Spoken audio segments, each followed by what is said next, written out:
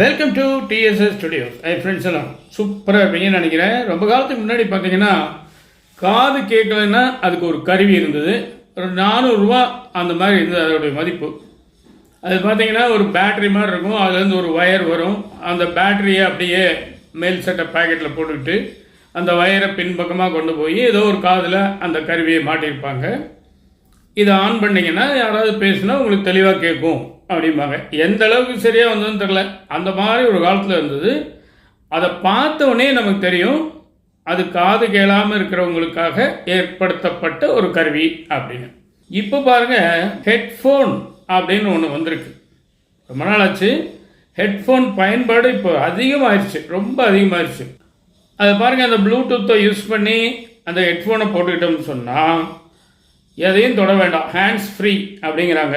அதாவது ஃபோன் வந்ததுன்னா நீங்கள் ஃபோனை எடுக்க வேண்டாம், சும்மா ஒரு பட்டனை ஆன் பண்ணால் போதும், அந்த ஃபோனை நம்ம பேசிக்கலாம். நம்ம பேசுகிறது வேணால் பக்கத்தில் இருக்கிறவங்களுக்கு கேட்குமே தவிர அங்கேருந்து பேசுகிறவங்களுடைய குரல் நம்ம காதுக்கு மட்டும்தான் கேட்கும். அவ்வளோ காம்பேக்டான ஒரு விஷயம் அது. அதே மாதிரி பாட்டு கேட்கலாம். இப்போ ரயிலில் பஸ்ஸில் போகும்போது வெளிச்சத்தமும் நமக்கு தொந்தரவு பண்ணாது, நம்ம சத்தமாக பாட்டு கேட்குறதும் மற்றவங்களை தொந்தரவு பண்ணாது. அந்த மாதிரி சில நன்மைகள் இருக்குது, இல்லைன்னு சொல்ல முடியாது. ஆரம்பத்தில் வந்த புதுசில் ஒருத்தர் 2 காதையும் மாட்டிட்டு வந்தார். எனக்கு தெரிஞ்சதெல்லாம் அந்த காது கேளாத கருவி மட்டும்தான். நான் என்ன நினச்சேன், ஐயோ பாவம் இவருக்கு பாருங்கள் இந்த வயசுலேயே 2 காதும் கேட்கல அப்படின்னு நான் நினச்சேன். கொஞ்சம் நேரம் ஃபாலோ பண்ணி பார்க்கும்போது அவர் ஃபோன் பேசிகிட்டு இருக்கார். இது எனக்கு தெரியல. நான் அதை ஆக்சுவலாக காது கேளாத கருவின்னே முடிவு பண்ணிட்டேன். ஆனால் அது இப்போ வயர்லெஸில் வந்திருக்கு, வயரோடு வந்திருக்கு, பல ரூபத்தில் வந்திருக்கு. இதில் ஒரு வேடிக்கை என்னென்னா, ஹெட்ஃபோன் அப்படிங்கிறனால தவிர தலைக்கு அதுக்கும் சம்மந்தம் இல்லை. தலையில் அப்படி மாதிரி மாட்டியிருக்கோம், அதனால தான் அது ஹெட்ஃபோனுங்கிறாங்க. ஆக்சுவலாக அது காது சம்மந்தப்பட்ட விஷயம், தலைக்கு அதுக்கும் சம்மந்தம் இல்லை. சரிங்களா? இப்போ என்ன விஷயம் அப்படின்னா, இதில் எவ்வளோ ஆபத்து இருக்குது அப்படின்னு சமீபத்தில் ஒரு செய்தித்தாளில் பார்த்தேன்.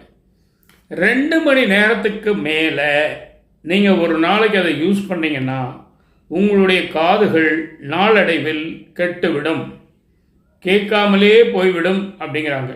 2 மணி நேரங்கிறது ஒரு நாள் முழுசுக்கும். நீங்கள் எப்படி பிரிச்சுக்கிட்டாலும் சரி, 1/4 மணி நேரமோ, அரை மணி நேரமோ, 10 நிமிஷமோ, 5 நிமிஷமோ, மொத்த நேரம் 2 மணி நேரத்துக்கு மேலே போகவே கூடாதாம். அப்படி போச்சுன்னு சொன்னால் உங்களுடைய காது நிச்சயமாக கேட்காது. ஆனால் இவங்க மேக்சிமம் 22 மணி நேரம் யூஸ் பண்ணுறாங்க. 2 மணி நேரம் எங்கே இருக்குது, 22 மணி நேரம் எங்கே இருக்குது, 10-11 மடங்கு யூஸ் பண்ணுறாங்க. ரொம்ப ஆபத்து. இளைஞர்களுக்கு தெரிய மாட்டேங்குது. ஆண் பெண் அப்படின்னு வித்தியாசமே கிடையாது, எல்லாரும் யூஸ் பண்ணுறாங்க. இதில் செலிபிரிட்டியெல்லாம் கூட யூஸ் பண்ணுறாங்க. இவர் கிரிக்கெட் பிளேயர் விராட் கோலி, அவர் காதில் மாட்டிட்டு பாட்டு கேட்குற மாதிரி ஒரு படத்தை பார்த்தேன். அவர் கொஞ்ச நேரம் கேட்டு அதுக்கு மேலே அவருக்கு நேரமே இருக்காது. ஆனால் இவங்களுக்கு என்ன தான் கேட்பாங்களோ தெரில, அப்படி கேட்டுக்கிட்டே இருக்காங்க. அதனால் அவ்வளோ ஆபத்து இருக்குங்கிறாங்க.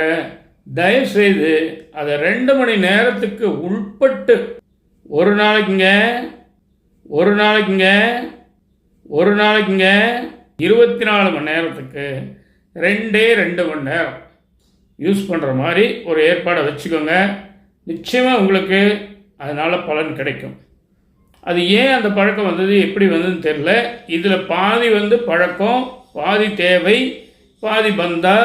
ஏன் இப்படி சொல்கிறேன்னு நினைக்காதீங்க. காது கேட்கலன்னா அதில் இருக்க சிரமம் என்னங்கிறது அந்த காது கேட்காதவங்கள போய் கேளுங்க. வயதானவர்களுக்கு காது கேட்காமல் போகிறது இயற்கை, அது கூட சமாளிச்சுக்கலாம், ஏன்னா அவங்களுடைய தேவைகள் குறைஞ்சிருது. ஆனால் நீங்கள் அப்படி இல்லை. பள்ளிக்கூடம், கல்லூரி, அலுவலகம், பல இடங்களுக்கு நீங்கள் போகிறீங்க, வரீங்க, பலரோடு பேசுகிறீங்க, அதுக்கெல்லாம் பதில் சொல்லணும், பெரிய பெரிய மீட்டிங் அட்டன் பண்ணுறீங்க, நீங்களே அதை அட்ரஸ் பண்ணுற மாதிரி கூட இருக்கும், எத்தனையோ இருக்கும்.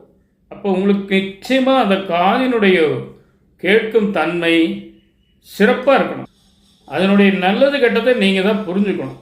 ஏன்னா இன்றைக்கி இருக்கிற இளைஞர்கள் நவநாகரிக இளைஞர்கள், அவங்களுக்கு நாம் பெருசாக எடுத்து சொல்லணுங்கிறது இல்லை, அவங்களுக்கே தெரியும். அதனால் தயவுசெய்து இந்த ஹெட்ஃபோன் என்று சொல்லக்கூடிய அந்த காதில் மாட்டிக்கிட்டு பாட்டோ பேச்சோ ஏதோ ஒன்று கேட்குற கருவியை தயவுசெய்து கொஞ்சம் குறைச்சிக்கோங்க. இதான் இன்றைக்கி விஷயம். இது ஒரு விழிப்புணர்வு பதிவு தான். உங்களுக்கு பிடிச்சிருக்குன்னு தான் நினைக்கிறேன். உங்கள் கருத்துக்களை எதிர்பார்க்குறேன். மீண்டும் அடுத்த எபிசோடில் சந்திப்போமா? அதுவரை உங்களிடம் இந்த விடைபெறுவது உங்கள் அன்பன் டி. சண்முக சுந்தரம், போத்தனூர், கோயம்புத்தூர். நன்றி, வணக்கம்.